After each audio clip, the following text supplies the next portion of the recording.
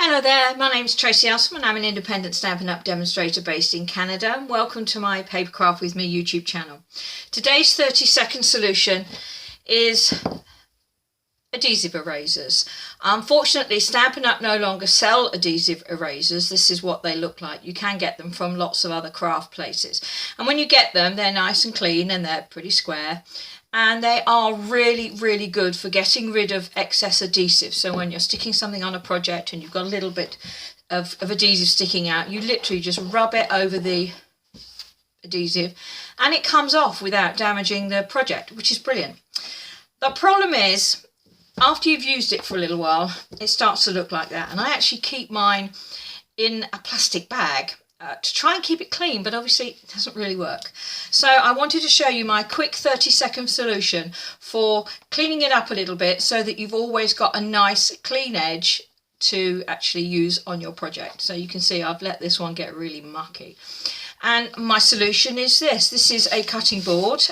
It's not what I normally craft on. I normally craft on grid paper or scrap paper, but this is for when I'm doing cutting and anything that might scratch my table surface or tear the paper that I'm working on. And all I do is take my eraser and rub it on that board, and you will see all the gunky bits all start to collect up into a ball. So again, just rub it backwards and forwards, press quite firmly, and all the gunky bits, you can then just pull them off like that. Let's get rid of that little bit of paper that's stuck on there. There.